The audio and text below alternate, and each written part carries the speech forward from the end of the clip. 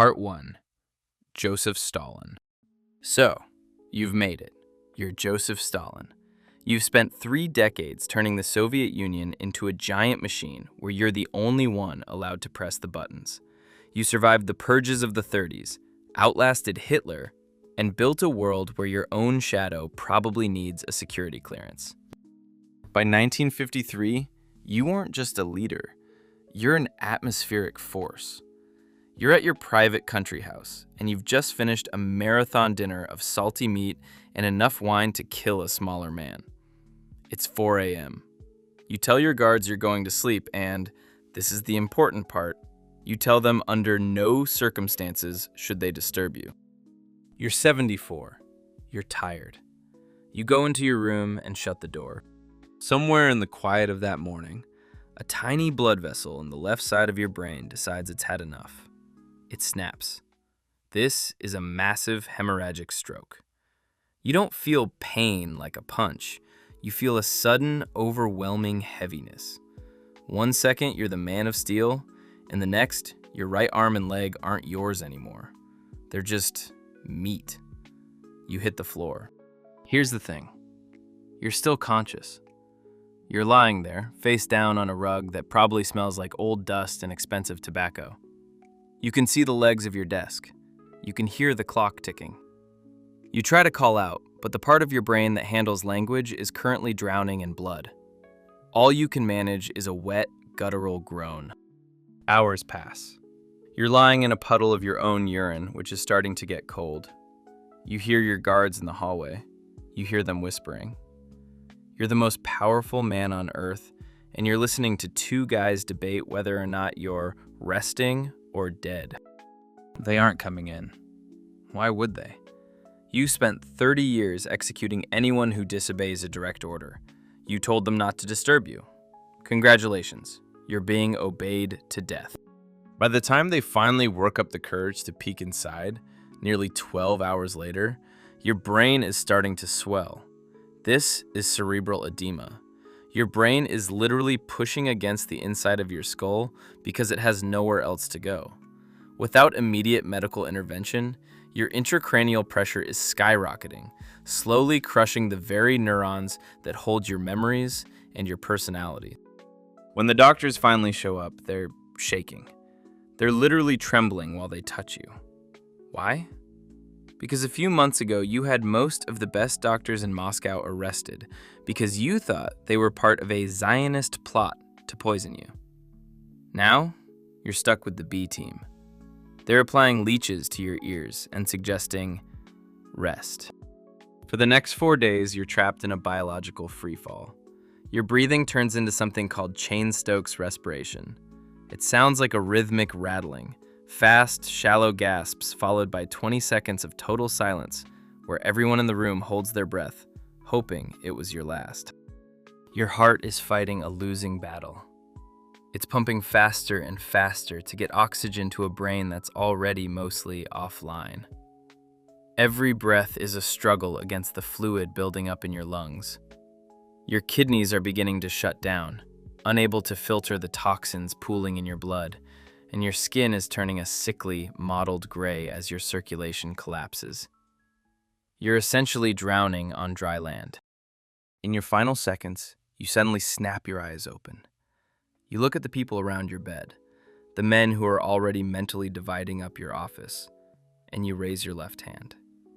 It looks like you're pointing at something, or maybe you're just trying to grab the air. Then, the lights go out. The system you built to keep you safe just spent 4 days making sure you died in the most lonely, pathetic way possible. You died at 74, a victim of the very fear you used to rule the world. Part 2. Adolf Hitler. It's April 1945. You're Adolf Hitler, and your world has shrunk to the size of a few reinforced concrete rooms 50 feet under the streets of Berlin. Above you, the city is being pulverized by Soviet artillery. The vibration doesn't just shake the walls, you feel it in your teeth. But you aren't the man from the propaganda posters anymore. You're 56, but you look 80. Years of total war, chronic insomnia, and a diet of vitamin injections, which were actually a cocktail of amphetamines and hormones administered by your personal doctor, have turned your nervous system into a frayed wire. You're a shell of the orator who once held millions in a trance. Now, you can barely sign your name without your left hand vibrating uncontrollably. Your digestion is a mess, your eyes are bloodshot, and you're living on coffee and desperation. On April 30th, the reality hits. The Soviets are less than a few blocks away. You eat a final meal of pasta with tomato sauce, carbs for a journey you aren't actually taking, and then you retire to your private room with your new wife, Ava. This is where you decide to skip the trial. You aren't going to be paraded through Moscow in a cage. You've got two things on the table: a 7.62 millimeter Walther pistol and a small glass vial of potassium cyanide. You choose both. You bite down on the glass capsule. The moment that cyanide hits your stomach acid, it releases hydrogen cyanide gas. This is a cellular poison. It moves into your bloodstream and shuts down your mitochondria, the little power plants in your cells. Your cells literally lose the ability to use oxygen. It's like being smothered from the inside out, even though you're still breathing. Your nervous system is supposed to go into a violent, arching seizure as your brain realizes the power is being cut. But you don't want to wait for the gasping. As you bite the glass, you pull the trigger. The bullet enters your right temple. It travels through the temporal lobe, crosses the midline, and disrupts the brainstem. This is instantaneous obliteration. Before your nerves can even register the bitter taste of the cyanide or the sound of the gunshot, your brain's electrical activity just stops. No final thoughts, no cinematic flashbacks, just a sudden, permanent off switch. Outside, your loyalists are waiting. They don't have time for a ceremony. They carry your body up the stairs into the Chancellery Garden, dump you in a shell crater, and douse you with 200 liters of gasoline. The biology of this part is grim. A human body is mostly water, and getting it to burn to nothing in an open garden while Soviet shells are landing around you is almost impossible. You don't turn into nothing. You turn into charred fragments, teeth and bone, that will fuel conspiracy theories for the next 80 years. You spent 12 years screaming about a 1,000-year empire, but in the end, you barely outlasted a decent sourdough starter.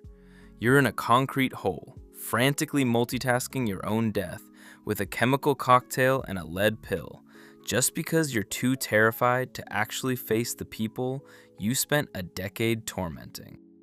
For a man who tried to play God with the entire planet, your final form is pretty underwhelming. Just some charred fragments in a muddy shell crater that the rain is currently turning into soup. Not exactly the glorious finale you had in mind, was it?